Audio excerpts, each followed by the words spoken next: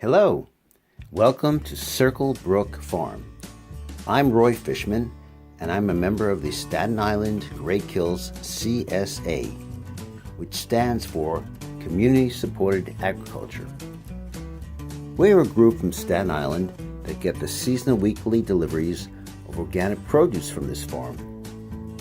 Today, I'm visiting the Circle Brook Farm to show you the source of the delicious produce that we get delivered to us every week of the season. The farm's about an hour and a half from Staten Island. John Krueger is the owner and operator of the farm. He lives on the farm and oversees everything that goes on, from germinating peppers to counting chicken eggs. When John is working the farm, you will often see his long-haired dog Lexi at his side, or you might see Lexi amusing himself by playing with his frisbee. Running a farm these days requires a degree and skills.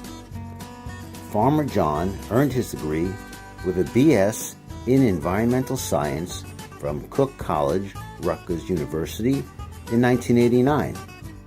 He began working on a farm in 1996 and has worked on various farms in this area since that time. He started managing his own farm in 2003. In 2013, he purchased this 80-acre farm and grows vegetables on 50 of those acres. John welcomes his customers to visit his farm during the season. He has special tour dates and dates to plant and harvest some of the crops. He welcomes children to come out and see the source of their food. Hi, John. Hi, Roy. Thank you for having us at your farm. Nice to see you. Thanks for coming. Thanks. I have a few questions for us city folk, a few farm questions. For instance, what is the growing season on the farm? During the growing season, I should say, what needs to be done on an average day, and what would you do on an off day on the farm, on an average day? Basically, the day is divided between our maintenance, keeping the weeds at bay, harvesting, and continuing to plant. Wow.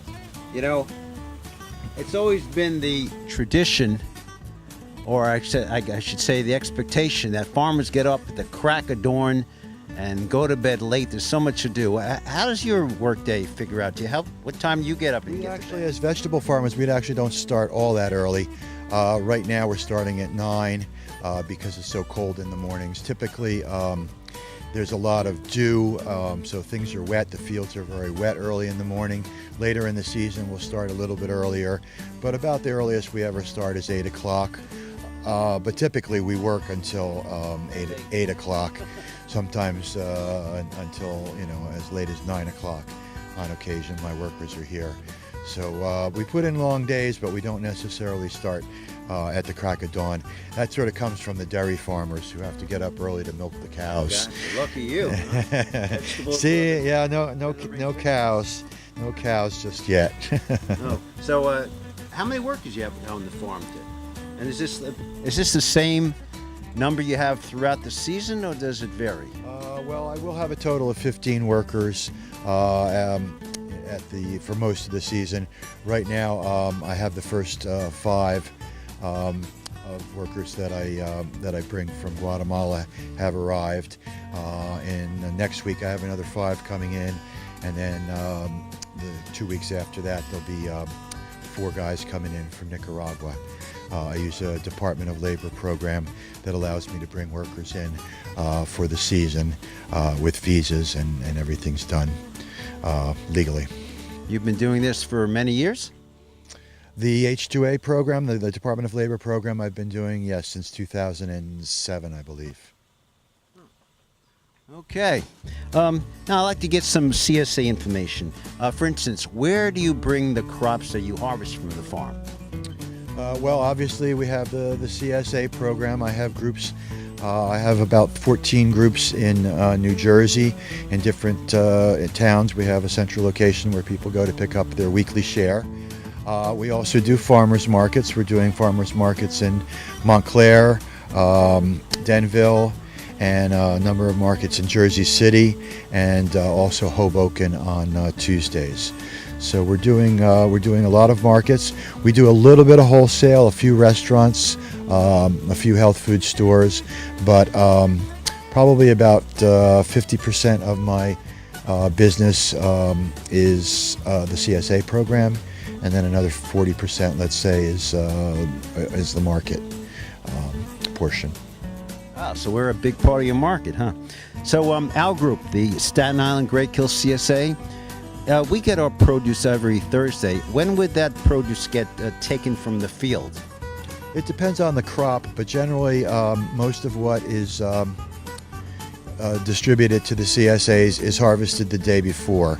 A lot of people think it's harvested the same day, but it's best actually to harvest the day before, and we put them in our walk-in coolers and get the produce chilled down so that it stays fresh longer and stays fresh while it's in transit. It's all packed into the tubs, and the tubs are all labeled and ready to go, so that all we need to do is load the truck. Goes out in a refrigerated truck the next day, and we try and get it to our members and as fresh as possible. I guess one of the biggest questions a lot of people have, what is the benefit of organic food versus the commercially grown food that we get in our supermarkets? Well, the research has shown that organic food has a higher mineral content. A lot of trace minerals are more available because organic farmers pay more attention with compost and the types of rock mineral amendments that we use. We get much higher quantities of important trace minerals. One of the obvious advantages is that you don't have a pesticide residue to worry about, which is, the conventional crops. That's become an issue. And as far as I know, I haven't seen any issues of recalls of organic vegetables. Right now, we're in a situation where the CDC and Consumer Reports are recommending that people not eat romaine lettuce. There's also been a huge egg recall, and so I think food safety is an important concern, and buying from a small-scale local farmer that is somebody that you know and know that you can trust is an important aspect. That's for sure. I've been a member of CSA for a while, and I know sometimes you get something called heirloom vegetables. Would you explain what that is? Heirloom vegetables are older varieties. They're typically what they call open pollinated. In other words, they're not hybridized. A hybrid is a cross between two different varieties, and the seeds from a hybrid tend to not necessarily produce the identical plant, the identical crop, type of crop. So heirlooms started primarily with tomatoes because people were missing the flavor of tomatoes that they remembered when they were kids. The hybridization process, there's nothing wrong with hybrids. It's just that there's only certain criteria that they can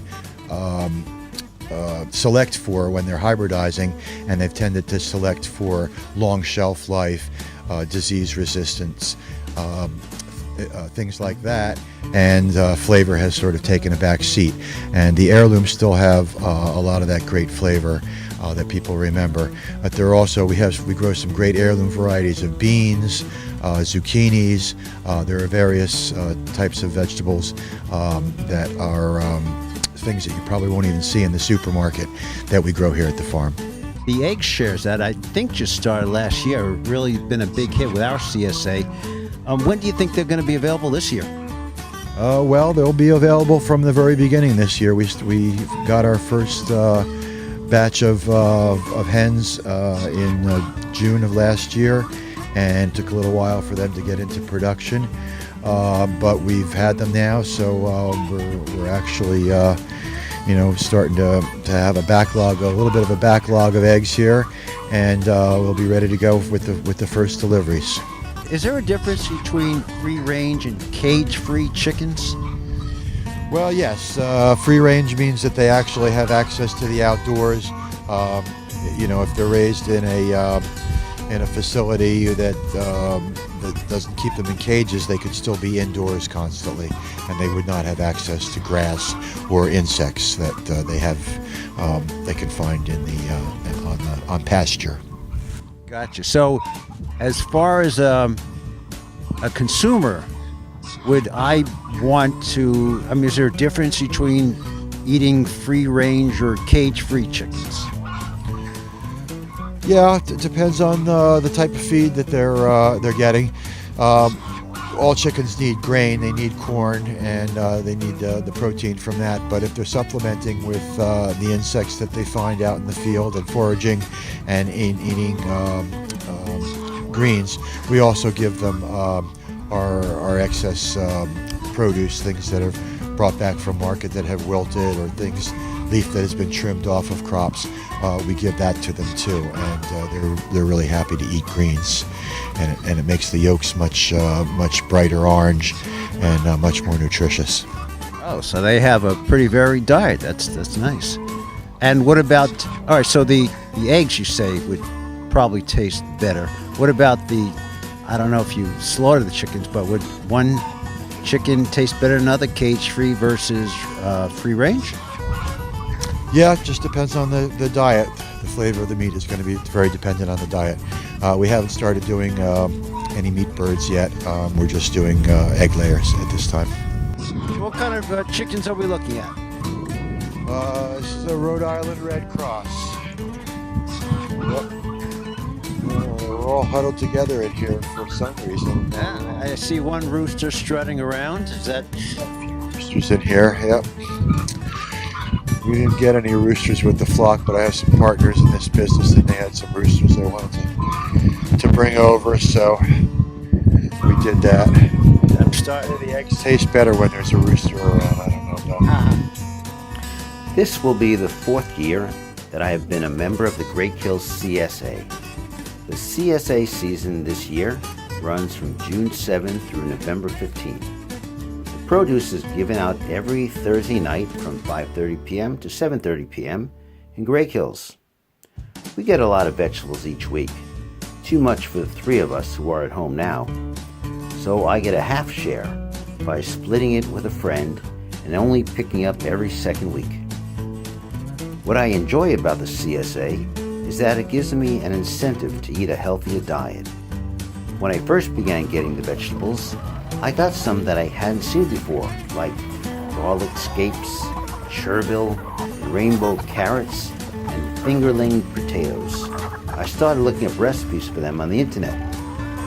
My family also enjoyed my cooking creations, so we all started eating more vegetables. And since the produce is organic, I feel better that we are eating more of it. The CSA is a great way to eat organic, and it's less expensive than the supermarket.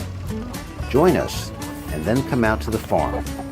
For more information about the Great Kills CSA, look at the website www.greatkillscsa.org.